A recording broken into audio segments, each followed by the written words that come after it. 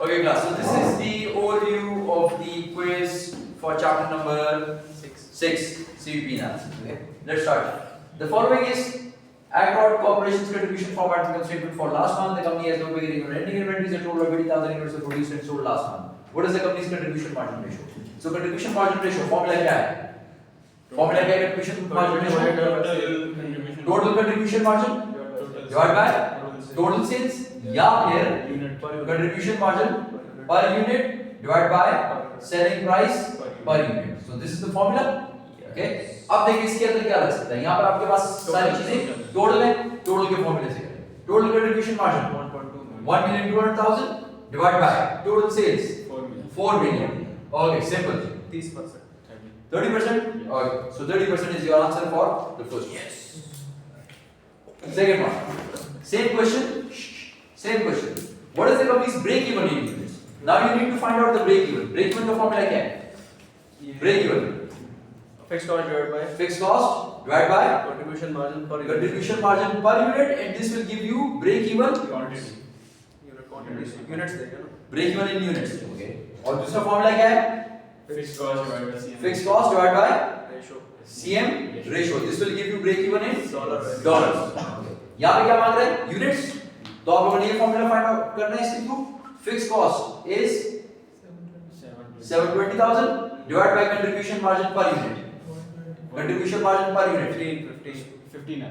15. कैसे find out किया आप लोगों ने? 120 divided by 1,200,000. ये total contribution margin आ गया. इसको divide by कर देना number of units. Number of units equals 80,000. So this will give you 15. So 720,000 divided by 15. This will give you 480. 480 या 48,000. Next. Same question. Different. If sales increase by 400 units, how much should net income increase? Sales increase by 400 units. जब cell 400 units increase हो जाएगा तो contribution margin भी Increase हो जाएगा. 400 unit से increase हो जाएगा ना? हो जाएगा? ओके. इससे पहले कंट्रीब्यूशन मार्जिन कितना था? 1.2 पर यूनिट 15 यहाँ पे आपने फाइंड आउट किया नहीं Yes. ठीक है 15 आ गया. तो अगर सेल्स 400 यूनिट से ज्यादा हो गया तो आपका कंट्रीब्यूशन मार्जिन भी 400 यूनिट से ज्यादा हो जाएगा. तो कितना ज्यादा हो जाएगा? 15 into 400. 15 multiplied by 400. This will give you 6,000. Fixed cost remains the same. Yes. तो इसका मतलब ये है कि जो नेट इनकम है वो भी नेट इनकम भी 6,000 से ज्यादा हो जाएगा. So the sales increase by 400 units. By how much should net income increase? 6,000. मैंने उससे रेडिएशन पहले सेल्स का कैटेगरी ठीक है लेकिन देखिए ये आसान है ना ये जल्दी हो जाएगा. मैंने भी इस तरह किया. मैंने डायरेक्ट कंट्रीब्यूशन मार्जिन फाइंड करनी माइनस करनी. बस ठीक है सही आप जिस तरह करना चाहते हैं लेकिन जितना शॉर्टकट कर सकते हो उतना आप समझ उसको. हाँ हाँ ठीक है सही है. ओके आगे चलिए. How many units would the company have to sell to attain target profits of 600,000? अगर टारगेट प्रॉफिट हो तो इसके साथ क्या कर देते हैं? Fix cost plus target profit add कर देंगे. ठीक है ओके. फॉर्मूला देखें. हाउ मेनी यूनिट्स तो यूनिट वाला करना है ये वाला आ गया ठीक. तो फिक्स कॉस्ट कितनी है आपके पास 720 और इसके साथ आप लोग क्या ऐड कर देंगे 600,000 डिवाइड बाय 15 आप लोगों ने पहले फाइंड किया ठीक है 88,000. ये भी हो गया. आगे चलें. What is the companies margin of safety in dollars? Margin of safety का होता है कि आप लोग कितने ब्रेक इवन से आगे हैं. So margin of safety equals total sales minus break even sales. Okay total sales आपके पास कितनी है 4 million. 4 million 40 minus break even sales. कहां पे फाइंड आउट किया था? 240 नहीं किया फाइंड. नहीं फाइंड आउट किया नहीं किया था ना यार ऐसे अच्छा अब तक नहीं किया था. आप कर लें. ब्रेक इवन सेल्स के लिए आप लोगों को क्या करना पड़ेगा? ये वाला side fix cost divide by CM ratio. Okay fix cost कितनी है आपके पास 720,000 CM ratio divide by CM ratio. CM ratio से पहले फाइंड आउट की थी 30%. फाइंड आउट की थी ऊपर की 30% divide by 30%. So this will give you the answer 1.6 BR. 1.6 नहीं इससे इससे जो 2.4 आता है. इससे 2.4 आता है फिर उसको माइनस कर दें. इससे 240,000 आएगा Yes. माइनस 4 मिलियन करेंगे 1.6. तो आंसर आ जाएगा 1,600,000। क्लियर हो गया? ओके आगे चलें। मेरी थ्योरी गलत हो तो सही कर दो। Okay. What is the company's degree of operating leverage? Degree of operating leverage का फॉर्मूला क्या है? Degree of operating leverage. Contribution margin divided by net operating income. Net operating income. Yes. ठीक, contribution margin आपने कितना find out किया था? 720. 1.2. Sorry, 1.2. 720 तो fix cost था। वो per unit. Okay. 1,200,000 divided by net operating income. 480,000. This will give you 2.5. 2.5. C. ये भी हो गया? आगे चलें। Theory आ Theory आ गई। Nearly 5. Penway company sells three products, A, B, and C. Product A's unit contribution margin is higher than product B's, and product B's is higher than product C. सबसे highest किसकी है? A. माशाल्लाह। A की. A is margin higher. अच्छा वो Product A is higher than B, B is higher. and B is higher than C. फिर मेरा answer सही है तुम्हारा। ठीक है? तो फिर C का सबसे कम हुआ, B higher than C, A higher than B. ये कंट्रीब्यूशन मार्जिन की आपके पास हुआ। अब आगे चल। Which one of the following events is most likely to increase the company's overall break-even point? Increase ज्यादा कर। ज्यादा करेंगे। break-even का फॉर्मूला यहाँ पे लिखा हुआ है आपके सामने। ठीक है? अब इस फॉर्मूले का मतलब ये है, इसको आपने ज्यादा करना है ना? इसको ज्यादा करने का मतलब ये है कि फिक्स कॉस्ट को ज्यादा कर। Fixed cost Higher आएगा। फिक्स कॉस्ट ज्यादा होगी और contribution margin कम होगा. फिक्स कॉस्ट ज्यादा होगी तो ब्रेक इवन भी ज्यादा हो। ज्यादा हो जाएगा। सीएम पर यूनिट कम होगा तो ब्रेक इवन ज्यादा हो जाएगा। और सीएम पर यूनिट की बजाय कौन सी हमने पढ़ी? CM ratio. सीएम रेशो भी कम होगा तो ब्रेक इवन ज्यादा होगा। समझ आ गई? अब ये सिचुएशंस को देखते हैं। इन सिचुएशन में क्या क्या होगा? चेक करते हैं। Aahista Aahista installation of new automated equipment, इससे फिक्स कॉस्ट ज्यादा हो जाएगी। ज्यादा हो जाएगी। लेकिन अब आगे देखिए, and subsequent layoff of factory workers. वहाँ पे कम ही होगा. जब फैक्ट्री वर्कर्स को आप ले ऑफ करेंगे तो आपकी वेरिएबल कॉस्ट कम हो जाएगी। कम हो जाएगी। जब वेरिएबल कॉस्ट कम हो जाएगी तो सीएम ज्यादा हो जाएगा. ज्यादा हो जाएगा। ज्यादा हो जाएगा। तो ये भी ज्यादा हो गया, ये भी ज्यादा हो गया, तो वो चांसेस हैं कि Even out हो जाएगा. इवन आउट हो जाए। चांसेस, ठीक है, एग्जैक्टली शायद ना हो, ठीक है, लेकिन चांसेस चले, मतलब ये हो सकता है। It can be the right answer. Sir आप ये भूलो तो जानो खेल। वो क्या होता है? I will press. देखिए दो तरीके होते हैं ना एमसीक्यू को सॉल्व करने। जी, जी। Either you know the right answer तो उसको टिक कर दें, और you know the wrong answer तो उसको हटा दें तो राइट बच जाएगा। ठीक, ये मैं कह रहा हूं हो सकता है। आगे चलो। Decrease in product C selling price. Selling price अगर प्रोडक्ट सी की कम हो गई, ज्यादा भी. ठीक है, प्रोडक्ट सी की सेलिंग प्राइस कम हो गई तो कंट्रीब्यूशन मार्जिन कम हो जाएगा। कंट्रीब्यूशन मार्जिन कम हो जाएगा तो ब्रेक इवन ज्यादा हो जाएगा।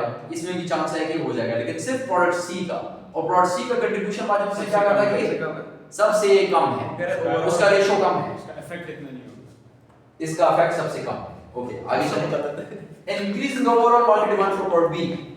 अगर प्रोडक्ट बी का मार्केट डिमांड ज्यादा हो गया, Contribution ठीक है, तो कंट्रीब्यूशन मार्जिन ज्यादा. ज्यादा हो जाएगा। कंट्रीब्यूशन मार्जिन ज्यादा होगा तो ब्रेक इवन कम हो जाएगा। इसलिए ये आंसर तो हटा दें। D, a change in the relative market demand for products. आपस में एक दूसरे का रिलेटिव मार्केट डिमांड चेंज हो रहा है। With the increase favourite product C, increase favourite product C relative to product A and B, यानी इनकी निस्बत इसका मार्केट डिमांड चेंज हो रहा है और इंक्रीज हो रहा है इसमें। जब इसका मार्केट डिमांड इंक्रीज होगा, ठीक है, तो क्या होगा? इसकी सेल ज्यादा होगी, ठीक है, इन दो का कम है, इसमें इंक्रीज कम आ रहा है, इसमें इंक्रीज ज्यादा आ रहा है। जब इसमें इंक्रीज ज्यादा आएगा, इसमें भी इंक्रीज आ रहा है, लेकिन इसमें भी इंक्रीज ज्यादा आ रहा है। इसमें इंक्रीज आएगा तो आपके पास कंट्रीब्यूशन मार्जिन ज्यादा हो। कंट्रीब्यूशन मार्जिन ज्यादा होता है ना, टोटल इंक्रीज होता है ना, सबका ज्यादा होता है ना। देखिए तीनों प्रोडक्ट्स का ज्यादा हो रहा है और सी का सबसे ज्यादा हो रहा है, तो आपका टोटल कंट्रीब्यूशन मार्जिन ज्यादा होगा। जब कंट्रीब्यूशन मार्जिन ज्यादा होगा तो ब्रेक इवन कम होगा। ये भी नहीं। ये भी नहीं. अब बताएं सर क्वेश्चन मार्क सर क्या करना है? It's most likely to increase the company's break. Sir भी फंस गए। मैंने नहीं किया. None of these. No All of these. C और डी तो नहीं हो सकता सर, सी और डी नहीं हो सकता, नहीं हो सकते। अब ए और बी में मुझे तो जानो कि ए और बी में, B भी कर सकते हैं।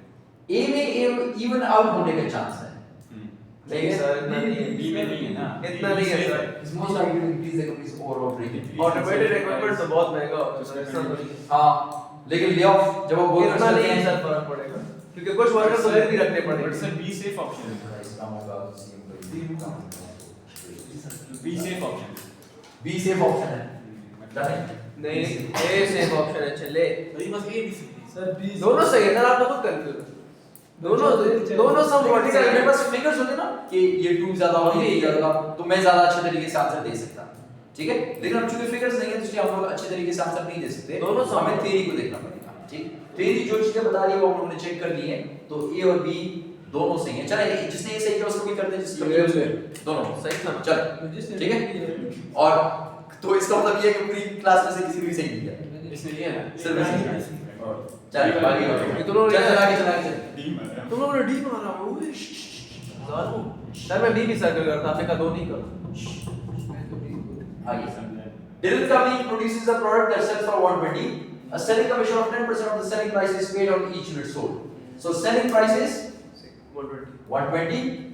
Selling commission is 10%, 10% of 120, which is equal to 12. आगे चलें. Variable manufacturing cost. Variable manufacturing cost 60.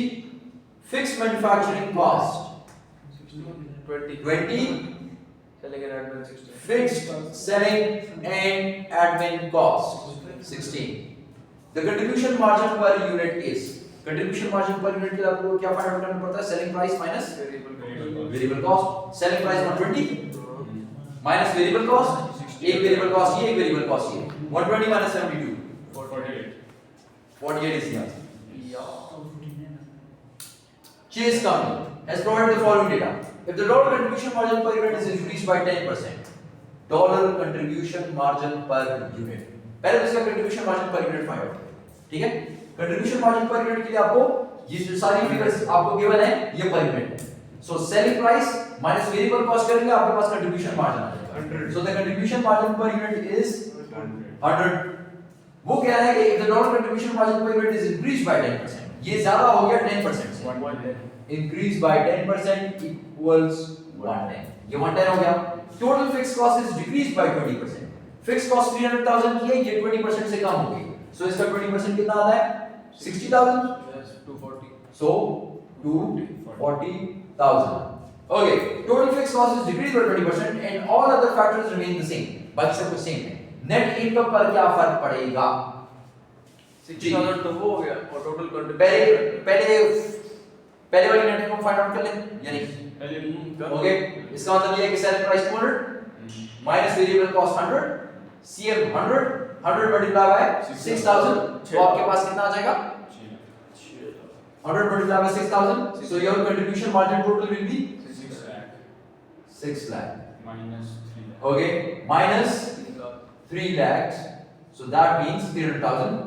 So that means your net income will be 300,000. ये क्लियर हो गया? अब आ जाए नेक्स्ट सिचुएशन पे. नेक्स्ट सिचुएशन में क्या फर्क पड़ा है कि टोटल कंट्रीब्यूशन मार्जिन आपका 110 multiply by 6000. So the new figure would be 660. ये नई फिगर आ गई. फिक्स कॉस्ट पे कोई फर्क पड़ा है? डिक्रीज हो गई 240. तो इसका मतलब ये है कि नेट इनकम 120 इंक्रीज हो जाएगी और अमाउंट क्या आएगा? 420 420. अब देखिए जी ये फर्क कितना है? What is the difference? कितना? 120 20 इंक्रीज. ये आंसर, ठीक है? ये भी सबने सही किया? यस सर तो फिर तो उसका मतलब कि एग्जाम में सबके 100% मार्क्स आएंगे इंशाल्लाह. आप उम्मीद अच्छी रखते हैं पेपर सर आप हमें थोड़ा पेपर अच्छे से आप लाएंगे सर. आप मुझे आप हमें ऐसे भी फोन आप दे हमें confidence जिन्होंने ड्रॉप रखिए। किया उनको रिग्रेट हो. आप हमें ऐसे भी फोन दे मुफ्त तो में. सब कुछ उसका सुन लिया तुम लोगों ने. Okay, let's move on. So, Curtin Company sells a single product. The product has a selling price of 50 per unit. अच्छा, selling price 50 per unit. ये लें जी selling price 50 per unit. And variable expenses of 80% of sales. 80% of sales. So 80% of 50. equals 40. If the company's fixed expenses total 150,000, fixed cost उसने total दे दिए 150,000 per year, then it will have a break even of. Break even के लिए क्या करना पड़ता है? Fixed cost divided by same ratio CM या ratio या per unit, ठीक? यहाँ पे आपको डॉलर्स में तो फिर रेशो करना पड़ेगा. Fixed cost is 150,000 divided by CM ratio. CM ratio का फॉर्मूला क्या होता है? Contribution margin sale price divided by sale price okay. So contribution margin कितना है? 10 यूनिट वाला Contribution margin कितना आएगा? 50 minus 40 equals 10. 10 divided by 50 multiplied by 100 CM ratio. ठीक है? कर ले. Solve करें. आंसर क्या है? Solve करें. 20% था ना 20% 0.2 20% तो ये आ गया ना? 150 तो 150,000 divided by 0.2 भी करना है. 750,000 7 ए A. सही है? Yes. Clear है?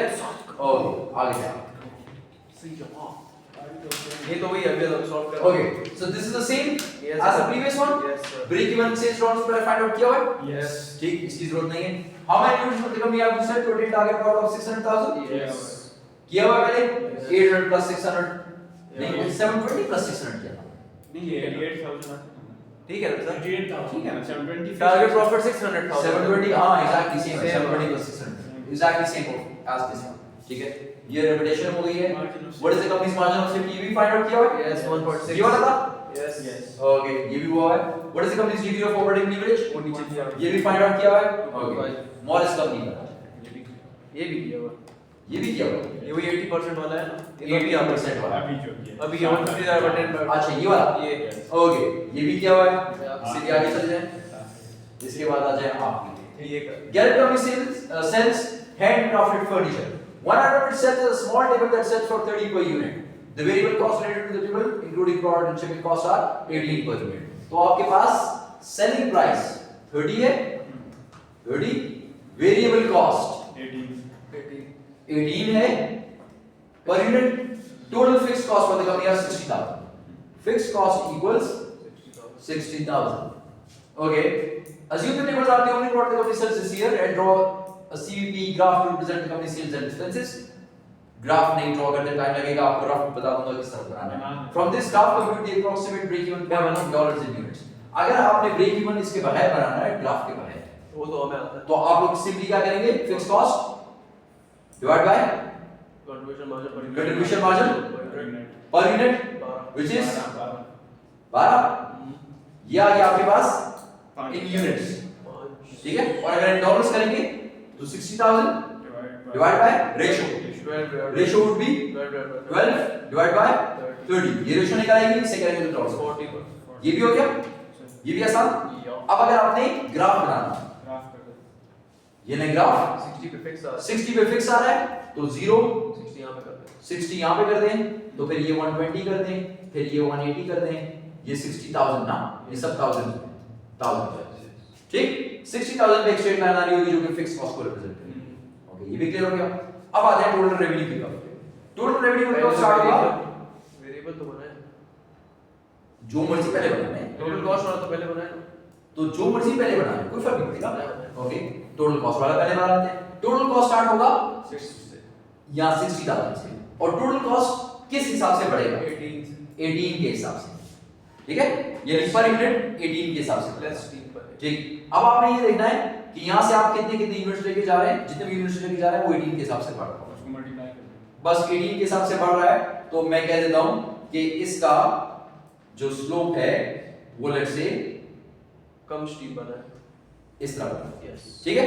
ये 18 के हिसाब से बढ़ रहा है और ये जो है ये बढ़ रहा है 30 के 30 के हिसाब से. हिसाब से तो इसका स्लोप स्टीप हो स्टीप होगा.